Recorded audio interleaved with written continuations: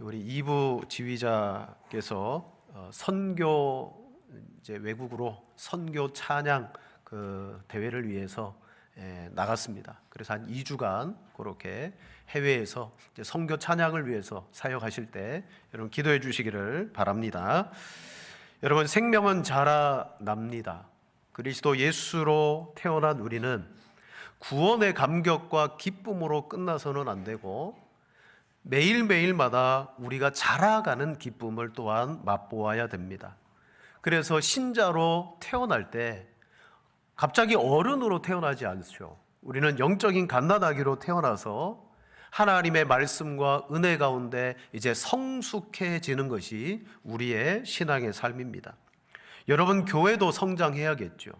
외적으로 건물도 성장해야 되고 성도들도 많아져서 그런 외적인 성장도 필요하지만 정말 진짜 성장은 뭡니까? 그 교회 안에 있는 성도들의 한 영혼 한 영혼이 자라나는 것을 기뻐하고 경험하는 것, 그게 성장입니다.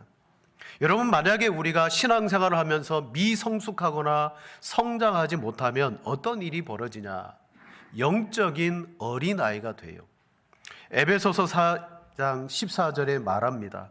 이는 우리가 이제부터 어린아이가 되지 아니하여 사람의 속임수와 간사한 유혹에 빠져 온갖 교훈의 풍조에 밀려 요동하지 않게 하려 함이라. 아멘.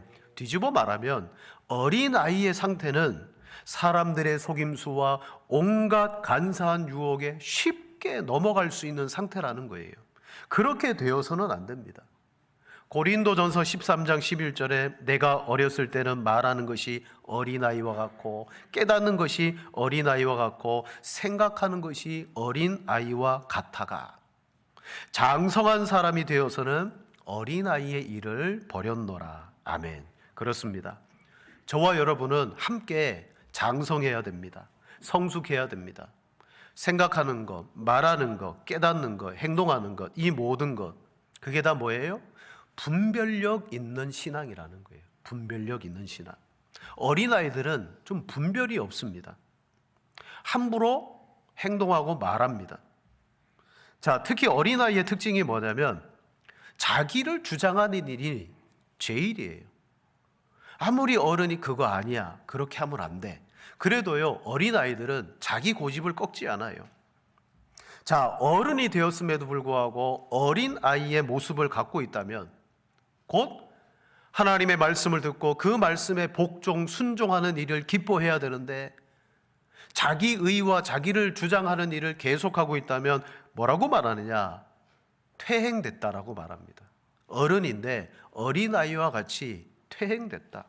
즉 아이의 수준의 유치함과 자기 중심성이 그대로 남아있다는 거죠. 우리가 성숙해진다는 건 뭡니까? 우리가 자기 중심성이 아니라 하나님의 말씀과 다른 이타적인 삶을 살아갈 수 있는 존재로 만들어져 가는 거예요. 히브리서 5장 13절에 어린아이의 영적 수준을 이렇게 표현합니다. 이는 젖을 먹는 자마다 어린아이니 의의 말씀을 경험하지 못한 자요. 아직도 젖을 먹고 있대요. 영적인 성숙을 경험하지 못했기 때문에 아직 젖을 먹고 있어요. 즉 자기가 듣고 싶은 말, 자기의 길을 간지럽혀주고 나를 즐겁게 해주는 그런 말씀은 좋아하지만 의의 말씀, 하나님께서 더 깊이 나로 하여금 하나님을 알게 하고 내 수준과 신앙의 상태를 깨닫게 해서 나를 여러분 잘하게 만드는 그 일, 실은 여러분 사람이 자라나는 것은요 어떻게 보면 힘든 일이에요. 고통이에요. 그래서 아이들에게는 갑자기 자라면 성장통이라는 게 있잖아요. 자라날 때는 통증이 있어요. 하나님의 말씀이 내 마음을 때리기도 하고 그 말씀이 내 마음속에서 다투고 싸우기도 해요. 그러다가 기꺼이 의의 말씀에 순종하게 될 때 비로소 우리는 자라나는 것입니다. 저와 여러분은 2026년 올 한 해 영적인 어린아이의 모습을 벗고 성숙함을 목표로 나아가는 우리가 되기를 축원을 드립니다. 자, 그러면 그 성숙의 목표는 무엇입니까? 성경은 이렇게 말합니다. 범사에 그에게까지 자랄지니라. 모든 일에 그리스도가 나타나야 된다는 거예요. 옛날에는 내가 나타났어요. 하지만 그에게까지 자라게 되면 모든 일에 그리스도가 나타나는 것입니다. 그래서 우리의 전인적인 모델은 누구냐? 예수 그리스도예요. 예수님 외에 또 다른 목표나 또 다른 것이 우리에게 있지 않습니다. 가장 높은 목표가 예수님이에요. 자, 오늘 디모데전서에서 바울은 사랑하는 영적인 아들 디모데에게 목회 서신을 씁니다. 디모데는 아직 좀 젊습니다. 그러다 보니까 디모데야, 너의 그 연소함을 업신여기지 못하게 해라. 겉으로 보면 너무 연소해 보여요. 그러나 그걸 업신여기지 못하게 하는 중요한 것이 있다면 그건 디모데 속에 들어있는 내적인 능력, 다시 말씀드리면 경건의 능력이라는 거예요. 여러분, 경건의 능력은 나이와 비례하지 않아요. 경건의 능력은요, 아주 젊은 사람이라 할지라도 그리스도의 제자로 아주 충만할 수 있는 거예요. 그래서 바울은 디모데에게 어떻게 하면 내가 성숙하며 경건함으로 그리스도의 좋은 일꾼과 제자가 될 수 있느냐, 바로 그 길을 오늘 가르쳐 줍니다. 자, 오늘 말씀에서 이렇게 성숙하고자 힘쓰고 애쓰는 것을 무엇이라고 표현했냐면 경건이라고 표현했어요. 경건. 7절 말씀에 말합니다. 망령되고 허탄한 신화를 버리고 경건에 이르도록 내 자신을 연단해라. 아멘. 경건이 무엇입니까? 여러 가지로 정의를 내릴 수가 있어요. 경건은 하나님을 경외하고 그 하나님을 사랑함으로 내가 온전해지는 것입니다. 온전해지는 것. 그래서 이 경건의 최고의 모델은 예수님인데, 그 온전하신 예수님의 성품을 날마다 닮아가는 것, 그게 바로 경건이에요. 예수님이야말로 하나님을 가장 경외했고 사랑했고 순종하셨던 분이에요. 그래서 우리는 예수님을 닮아가면요, 우리가 참 경건의 사람이 되는 거죠. 그래서 바울은 경건에 이르도록, 그 경건의 상태에 이르도록 내 자신을 연단해라. 마치 경건을 목표처럼 여기고 있어요. 그 경건이 목표다? 목표야? 자, 진짜 경건이 목표인가? 맞습니다. 우리 앞장에 우리 3장 16절 말씀 보세요. 우리가 이루어야 될 경건은 무엇인가? 우리 16절을 다 같이 한번 읽겠습니다. 크도다 경건의 비밀이요 그렇지 않다 하느니 없도다. 그는 육신으로 나타나신 바 되고 천사들에게 보이시고 만국에서 전파되시고 세상에서 믿음 바 되시고 영광 가운데 올려지셨느니라. 크도다 경건의 비밀이요. 이 크다는 헬라어 단어가 뭐냐면 메가. 여러분 많이 들어보셨죠? 무슨 마트? 잘하시네. 메가마트. 메가톤급. 엄청나게 크다는 거예요. 크도다 경건의 비밀이요. 너무너무 큰 경건의 비밀이 있는데 뒤에 이렇게 말합니다. 그렇지 않다 하느니 없도다. 이 비밀을 아는 사람은 맞습니다. 이것이야말로 진짜 큰 경건입니다. 근데 그게 무엇이라고 말합니까? 그는 바로 예수 그리스도가 큰 경건이고 비밀이에요. 우리가 비밀이라고 말할 때 복음을 비밀이라고 말합니다. 즉 예수님이 이 땅에 오심부터 사역하시고 뒤에 이렇게 말합니다. 세상에서 믿음 바 되시고 영광 가운데 올려지셨느니라. 뭘 말하죠? 예수님의 사역. 즉 예수 그리스도의 그 복음이 비밀이고 예수님이야말로 가장 크고 확실한 경건이라는 거예요. 그래서 바울은 디모데에게 경건에 이르도록 연단해라. 날마다 그 예수 그리스도의 복음이 우리 안에 충만하고 그로 말미암아 예수님을 알고 예수님을 닮아가고 하나님 안에서 온전해지는 것입니다. 세상에는 종교도 많고 성인이라고 부르는 사람들도 많지만 예수님 빼놓고 진짜 경건은 없습니다. 그래서 우리가 선도가 되는 것, 신자가 되는 것, 신자가 되는 길이 뭐예요? 이 경건의 비밀을 내 마음에 어떻게 가져야 돼요. 그리고 신자가 된 그 사람들 중에 집사도 되고 권사도 되고 장로가 될 때 기준이 뭐냐? 디모데 전서 3장 9절에 말합니다. 깨끗한 양심의 믿음의 비밀을 가진 자라야 할지니라. 믿음의 비밀이 뭐예요? 복음, 예수 그리스도.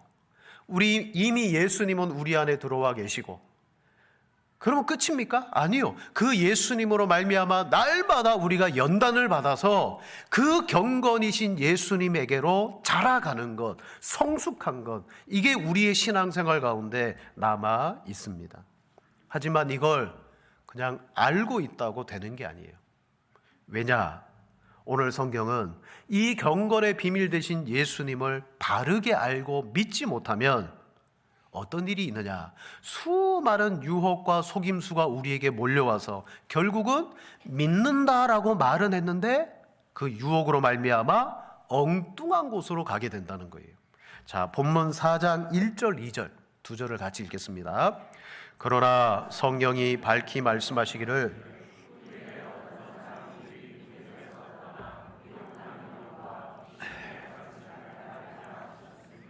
자기 양심이 화인을 맞아서 외식함으로 거짓말하는 자들이라. 아멘. 성령이 밝히 말씀하셨대. 이건 뭐예요? 반드시 이런 일이 일어날 것이다. 후일에 어떤 사람들이 결국 믿음에서 떠나버린다.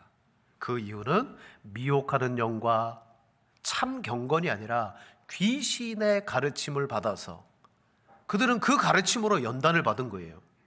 왜? 자기 양심이 화인 맞아 외식함으로 거짓말하는 자들이라.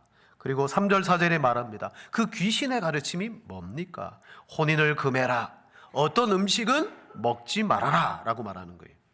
자, 이 시대에 바울 시대에 유행했던 헬라에서 유입되어진 이원론 철학이 있어요. 그게 신앙과 결합되어서 뭐가 됐느냐?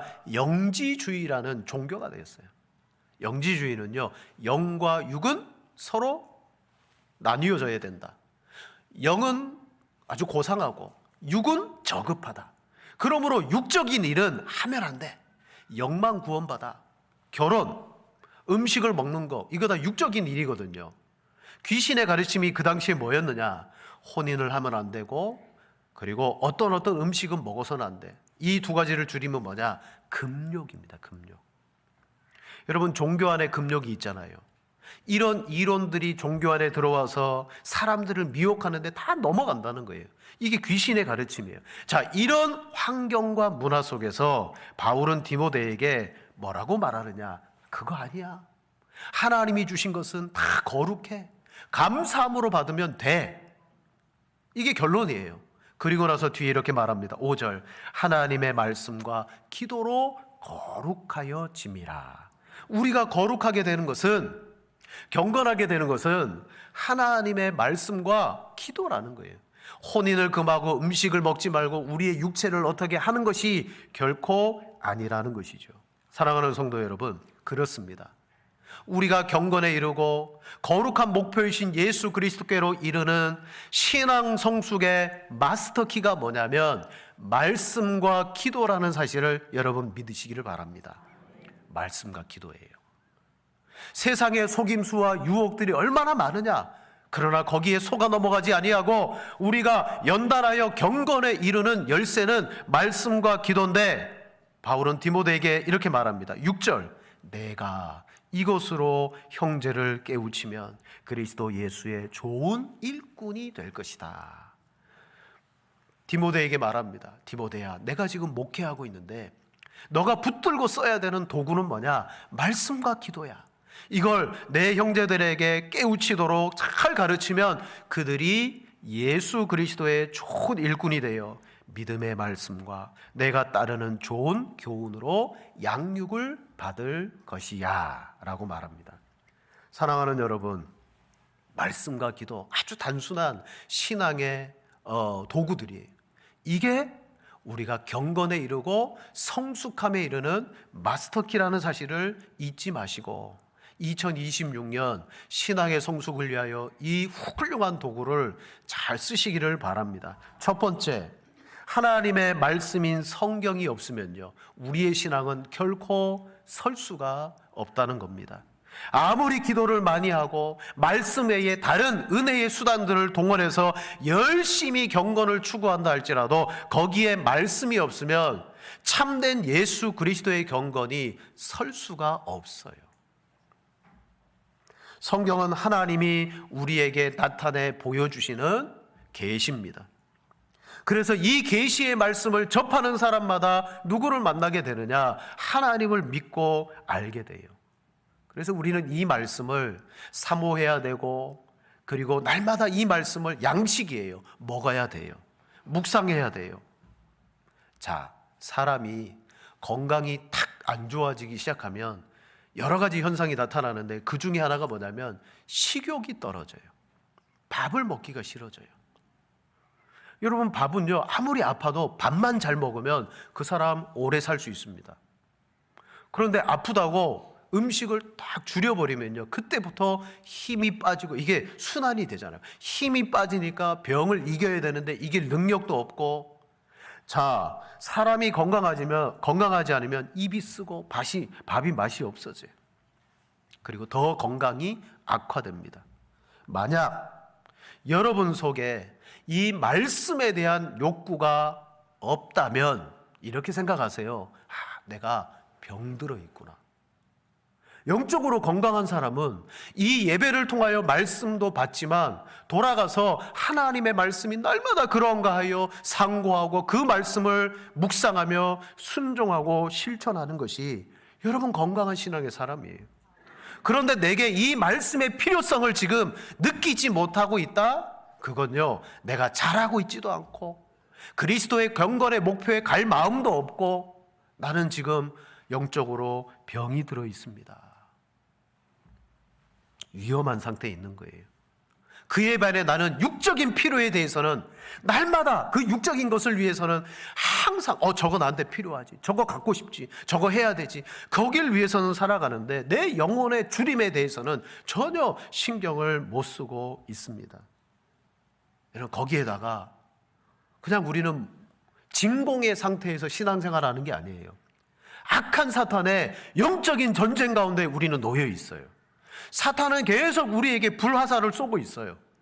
할 수만 있으면 택하신 자도 미혹한다 그랬어요.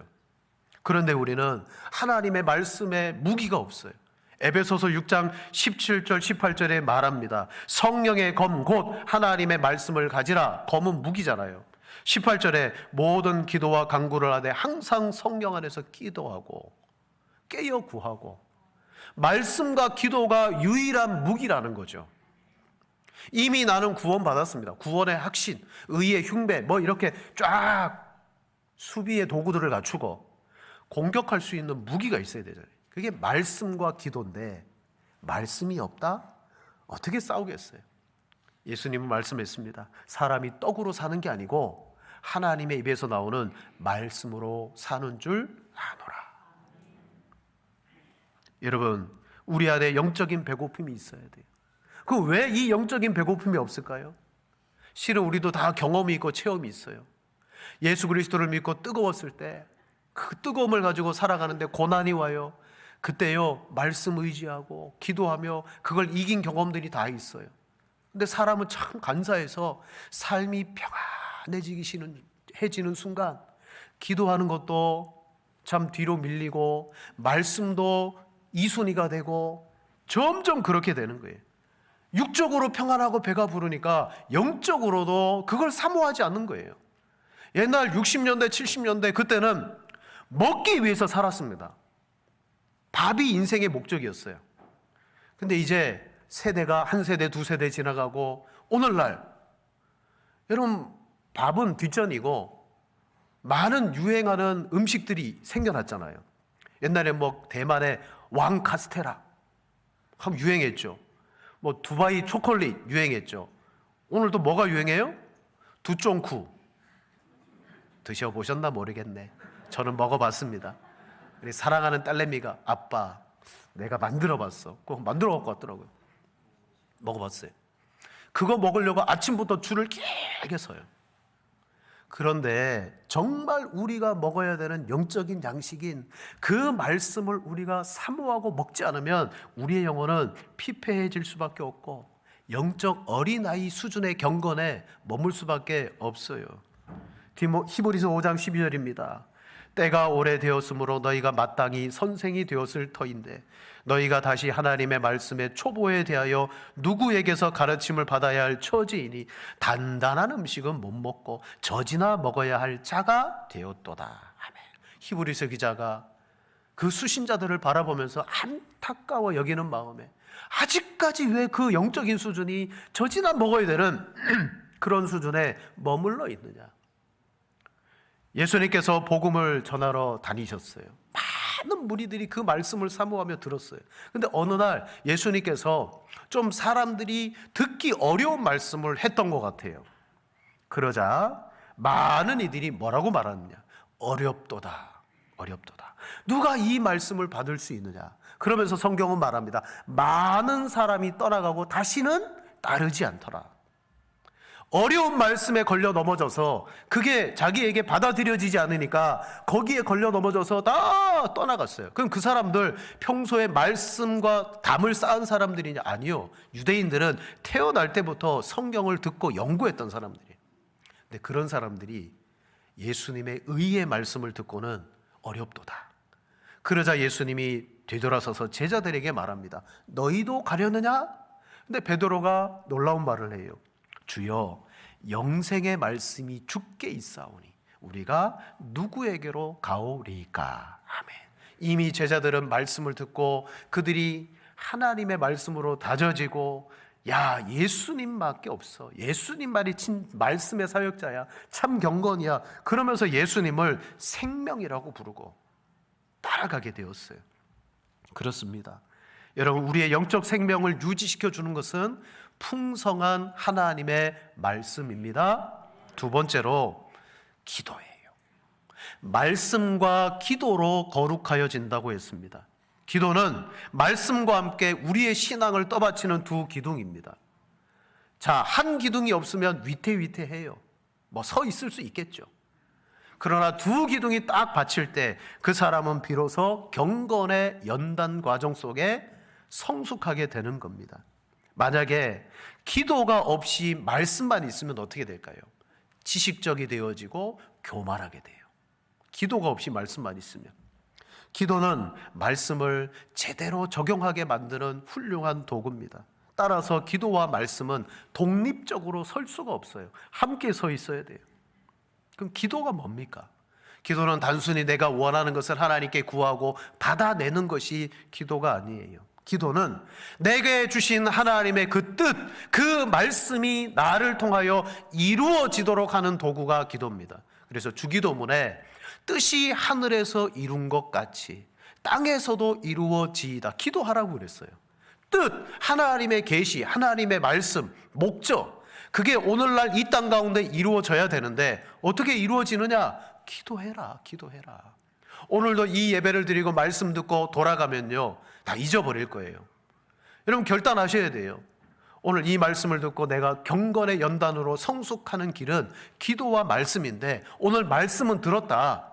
그럼 일주일 동안 이 말씀이 내 삶에 나타나야 되고 열매를 맺어야 되면 어떻게 해야 되지? 잊어버리지 말고 되새기면서 하나님 그 말씀대로 기도합니다. 하나님 이루어 주옵소서. 저도 성숙하기를 원합니다. 기도와 말씀의 도구를 사용해 주옵소서. 그렇습니다. 여러분, 말씀 없이 기도만으로 성숙한 신앙이 되어지지 않아요. 기도는 말씀에 이끌려가야 돼요. 항상 기도는 말씀을 따라가야 됩니다. 말씀은 기도를 통해서 우리의 삶으로 흘러넘쳐야 돼요. 우리가 잘 아는 말씀입니다. 잠언 28장 9절 말씀 함께 읽습니다. 사람이 귀를 돌려 율법을 듣지 아니하면 그의 기도도 가증하니라. 아멘. 두 가지의 신앙의 형태, 율법을 듣는 것과 기도를 하는 것과, 그런데 귀를 돌려서 말씀을 듣지 않고 기도만 하잖아요. 하나님은 이렇게 말합니다. 가증하다. 여러분, 가증하다는 것은 그냥 좀 단순히 혐오스럽고 불쾌하다 그런 표현이 아니에요. 성경에서 가증하다는 표현은 하나님이 극도로 싫어하시고 거부하신다는 표현이에요. 누구를? 그 사람 기도하는 거예요. 근데 잘 들어보니까 엉뚱하게 기도하고 있어. 하나님의 말씀이 분명히 기도의 응답과 뜻을 가르쳐 주고 있음에도 불구하고 자기 마음대로 기도하고 있는 거예요. 뭘 몰라서? 말씀을 몰라서. 그렇습니다. 여러분, 오늘도 이 말씀을 듣는 여러분 속에 하나님이 깊은 정말 신앙의 은혜를 주셔서, 여러분, 저는 말씀을 여러분에게 전할 뿐이에요. 은혜 주시고 깨닫게 하시는 분은 성령 하나님이십니다. 그래서 저도 설교하고 말씀 준비하며 기도할 수밖에 없어요. 제 능력으로 하는 게 아니니까. 여러분들 기도해야 됩니다. 하나님, 정말 내가 듣기 좋은 소리만 듣는 게 아니라 의의 말씀, 딱딱한 말씀도 듣고 그것을 내 삶에 이룰 수 있도록 무릎 꿇고 참되게 경건으로 나아가게 해 주옵소서. 그럴 때 어떤 일이 일어납니까? 말씀과 기도를 통하여 성령님이 나의 죄성을 꺾으세요. 어린아이와 같은 자기 중심성인 나를 하나님의 말씀의 의로 죽여버리세요. 그래서 나로 하여금 내 의가 아니라 말씀의 의를 따라가도록 만들어요. 더불어 하나님의 말씀이 나를 믿게 하고 날마다 내 모든 삶에서 하나님을 바라보면서 이겨나가게 하고 죽게 만드시고 복종하게 만드시고 결국은 말씀이 열매 맺도록 만들어 주실 줄로 믿습니다. 여러분, 저절로 죄성이 죽어지는 게 아니에요. 우리가 이렇게 신앙생활 하다 보면 서로 간에 갈등도 있습니다. 그럴 때 제3자의 입장에서 제가 이렇게 말씀으로 권면을 합니다. 어떤 분은요, 그 권면을 받아들여요. 그래서 힘들고 어려워도 막 화해도 하고 섬기기도 하고 그렇게 해요. 그럼에도 불구하고 자기의, 자기 중심을 꺾지 않고 말씀을 받아들이지 않는 사람은 어떤 사람입니까? 하나님의 경건의 능력을 무시하는 사람이죠. 그런 사람은 결국은 성숙할 수가 없고 영적인 전쟁에서 질 수밖에 없는 거예요. 비단 사람과의 관계에서 내가 이긴 것 같지만 결국은 사탄은 그에게 공격해 왔는데 그가 지고 넘어질 수밖에 없다라는 것이죠. 그래서 오늘 바울은 디모데에게 7절에 말합니다. 망령되고 허탄한 신화를 버리고 경건에 이르도록 내 자신을 연단하라. 육체의 연단은 약간의 유익이 있으나 경건은 범사에 유익하니 금생과 내생에 약속이 있느니라. 아멘. 자, 내 자신을 연단하도록 경건에 이르도록 연단해라. 어떤 연단이 있느냐? 두 가지 연단이에요. 육체의 연단은 약간 유익이 있다. 여기 육체의 연단은요, 흔히 우리가 운동, 자기 훈련 그런 거 말하는 것 아니에요. 앞서 말하는 겁니다. 앞에서 말한 결혼하지 마라, 음식을 먹지 마라, 그거예요. 금욕의 훈련을 말해요. 금욕. 사람들이 망령되고 허탄한 신하로서 계속 너희의 몸, 금욕을 하면 몸은 버려지게 되고 영만 살고 거룩해질 거야. 이걸 버리라는 거예요. 그것도 물론 조금 유익이 있겠지. 하지만 진짜 유익은 범사에 유익하니 말씀과 기도로 내 자신을 연단하게 되면 금생과 내생의 약속이 있느니라. 확실하다는 것이죠. 말씀을 정리합니다. 여러분, 우리가 자라가야 되는데 무엇으로 자라갑니까? 세상에 막 들려오는 소리, 유행, 철학 아니죠? 바로 복음입니다. 그리스도의 비밀, 그 복음. 이 복음이 우리 안에 능력이 되어지기 위해서는 바로 말씀과 기도라는 과정을 통하여 우리가 연단을 받지 않으면 안 돼요. 그래서 바울은 우리에게, 디모데에게 이것으로 내가 연단을 받아라. 그리하면 내가 거룩하여지고 너의 이 가르침을 통하여 받은 사람들은 좋은 일꾼들이 될 것이다. 그리고 끝에 이렇게 말합니다. 우리 15절 같이 읽습니다. 이 모든 일에 전심전력하여 너의 성숙함을 모든 사람에게 나타내게 하라. 결과입니다. 성숙함이 나타나는 거잖아요. 모든 사람들이 알만한 성숙함이 드러나게 된다는 겁니다. 자, 말씀과 기도. 이 두 가지를 하나님은 때로는 오랫동안 그걸 연단하세요. 하지만 어느 순간 그것을 집중적으로 연단하실 때가 있어요. 그때가 언제일까요? 하나님은 고난으로도 연단하세요. 고난으로. 평범한 일상에 살면서 평안함 중에 말씀의 기도의 경건의 훈련을 쌓아갈 수도 있지만 하나님은 성경은 말합니다. 사랑하는 자에게 하나님은 연단, 징계를 주신다 그랬어요. 징계. 그게 뭐죠? 인생의 고난 속에 나를 집어넣어서 나로 하여금 하나님만 붙들 수밖에 없어서 그때 그 순간에 정말 절체절명의 말씀과 기도를 붙들고 정말 목숨을 걸고 하나님 앞에 살려달라고 외치기도 하고 하나님께 회개하기도 하고 구원의 길을 구할 때 어떻게 됩니까? 그 신앙이 자라가는 거예요.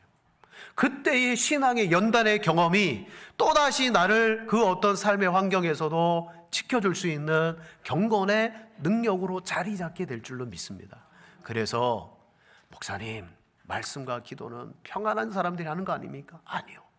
고난과 어려움이 있을 때 더욱더 말씀과 기도를 붙드셔서 그때가 바로 경건의 능력이 여러분 속에 자랄 수 있는 기회라는 사실을 기억하시고 오해하지 마십시오. 사랑하는 자에게 하나님이 연단과 징계와 고난을 허락하십니다.